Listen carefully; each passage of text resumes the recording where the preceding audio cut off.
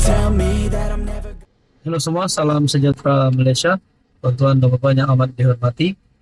Baru saja kita diberikan kejutan, berita baik daripada Datuk Seri Anwar Ibrahim, di mana Anwar Ibrahim sebagai Perdana Menteri telah menerima satu lagi kredit dan satu lagi pujian baharu, di mana darjah kebesaran daripada PM Anwar terima darjah kebesaran Kelantan. Dan apakah ini menjadi satu perkara yang membuatkan musuh politik Anwar Ibrahim untuk meroyak, terutamanya bagi PAS Kelantan? Saudara-saudara, dalam satu perkongsian daripada Malaysia Kini yang bertarikh 2 Oktober, Kelantan terima kasih pada PM, ikrar amal politik matang. Mungkinkah ini menimbulkan persoalan? Adakah PAS Kelantan akan menyokong Anwar Ibrahim? Adakah seluruh kepimpinan PAS, seluruh YB-YB, datuk-datuk, pemimpin-pemimpin, adun ataupun ahli parlimen di dalam Kelantan akan menyatakan sokongan terhadap Anwar Ibrahim? Nah, ini menjadi persoalannya. Kalau benar pun perkara itu berlaku, mungkin tidak ada salah juga.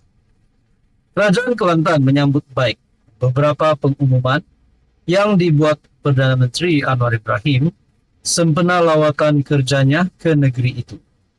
Menteri Besarnya Muhammad Nasruddin Daud berkata, pihaknya mengucapkan penghargaan dan terima kasih di atas pengumuman projek dan peruntukan disalurkan kepada Kelantan.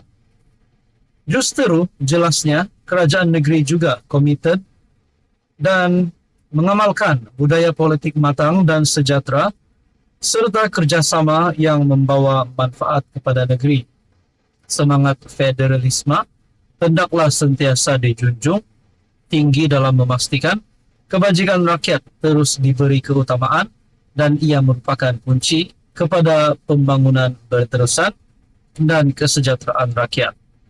Kerajaan Kelantan komited akan terus mengamalkan budaya politik matang dan sejahtera serta sentiasa terbuka kepada kerjasama yang membawa manfaat kepada negeri ini tanpa mengira perbezaan politik selagi ia selaras dengan prinsip membangun bersama Islam yang menjadi dasar pentadbiran negeri, katanya dalam kenyataan media. Anwar berkunjung ke negeri Kelantan bagi menghadiri istiadat pengurniaan darjah kebesaran daripada Sultan Kelantan Sultan Muhammad V sempena Hari Keputeraan Baginda yang ke-55.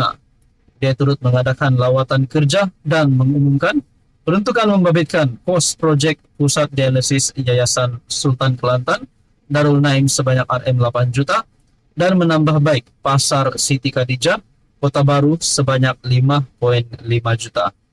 Anwar turut menyatakan komitmen meneruskan pelaksanaan projek tebatan banjir, bekalan air bersih dan masalah bekalan air kepada pesawat. Ini pasti satu tindakan Anwar yang sangat adil, walaupun berada di negeri pihak lawan ataupun di negeri yang ditadbir oleh kepimpinan PAS ataupun Perikatan Nasional.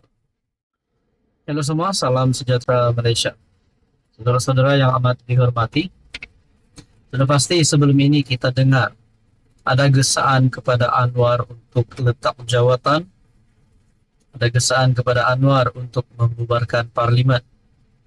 Ada yang kata Anwar Ibrahim tidak mengotakkan janji, ada yang kata Anwar Ibrahim tidak layak menjadi Perdana Menteri. Namun saudara-saudara, aku nak tanya sikit. Adakah mereka ini yang berkata Anwar tak layak untuk menjadi Perdana Menteri, yang perlu membubarkan parlimen dengan segera? Adakah sebenarnya mereka itu layak untuk memegang jawatan Perdana Menteri? Aku nak tanya, rasa-rasanya siapa yang boleh gantikan Anwar dalam masa yang terdekat ini? Saudara-saudara, ini satu tulisan ataupun satu perkongsian daripada Malaysia Kini bertarikh 2 Oktober. Surat, inilah masa terbaik untuk reformasi institusi. Krisis politik pasca PRU 14 pada 2018 dan pandemik COVID-19 telah meninggalkan kesan mendalam terhadap ekonomi dan kestabilan politik Malaysia. Selepas PRU14, perubahan besar dalam landscape politik Malaysia menyaksikan kejatuhan kerajaan melalui langkah Sheraton yang menyebabkan ketidaktentuan politik berlarutan.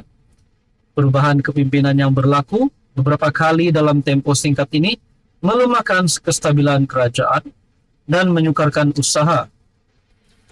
Perubahan kepimpinan yang berlaku beberapa kali dalam tempoh singkat melemahkan kestabilan kerajaan dan menyukarkan usaha untuk melaksanakan dasar-dasar pemulihan ekonomi yang berkesan.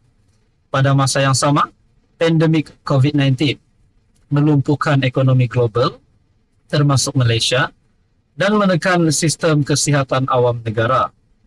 Ketidakstabilan politik yang wujud sepanjang pandemik menjadikan usaha pemulihan lebih sukar, menyebabkan rakyat hilang keyakinan terhadap integriti institusi kerajaan. Namun, selepas pilihan raya dan penubuhan kerajaan perpaduan, kita kena berada dalam tempoh kestabilan politik yang amat diperlukan. Kemenangan kerajaan perpaduan, khususnya PHBN, dalam beberapa siri PRK baru-baru ini, membuktikan bahawa iklim politik semakin kukuh.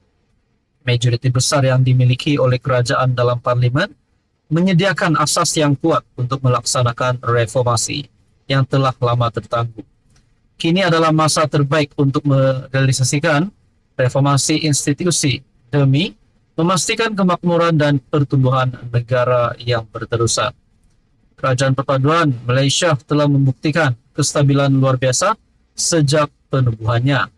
Dalam tempoh ini, ekonomi mula pulih dengan pelbagai inisiatif baru seperti Pelan Peralihan Tenaga Negara, Pelan Perindustrian Nasional yang dirancang untuk meningkatkan daya saing Malaysia. Di samping itu, rasionalisasi subsidi minyak, elektrik dan air juga dilakukan bagi mengurangkan beban fiskal dan memastikan kelestarian ekonomi dalam jangka panjang. Untuk memastikan kejayaan berterusan, reformasi institusi adalah kritikal.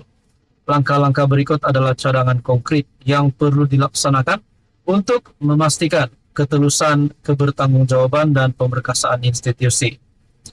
Pengisytiharan aset tahunan oleh PM dan Menteri Kabinet. Tindakan ini akan meningkatkan ketelusan dan mencegah konflik kepentingan dalam kalangan pemimpin. Had penggal perkhidmatan Perdana Menteri dan Menteri Besar Ketua Menteri. Pengasingan kuasa antara Perdana Menteri dan Menteri Kewangan. Pemerkasaan SPRM, Suruhanjaya Pencegahan Rasuah Malaysia. SPRM harus bebas sepenuhnya daripada kawalan eksekutif. Pengukuhan peranan Parlimen. Parlimen harus diperkasakan sebagai badan penggubal undang-undang yang berfungsi secara efektif. Penyamakan semula proses pelantikan jawatan tinggi awam. Reformasi sistem pilihan raya. Pengawalan dana politik. Reformasi dalam sistem kehakiman. Dengan melaksanakan reformasi ini, Malaysia bukan saja dapat memulihkan keyakinan pelabur asing, tetapi juga mengukuhkan integriti dan daya tahan institusi negara. Inilah masa untuk bertindak, dan reformasi institusi harus menjadi keutamaan tertinggi kerajaan perpaduan dalam usaha memimpin Malaysia ke arah masa depan yang lebih makmur. Tan Wei Siang ialah alumni Parlimen Digital Malaysia P050 Jelutong dan Dewan Muda Malaysia P122 Seputih. Saudara-saudara yang menghormati, adakah dengan ini Anwar Ibrahim akan terus menjadi PM selama berpenggal-penggal lagi? Ini maknanya selamat tinggal kepada musuh politik Anwar Ibrahim.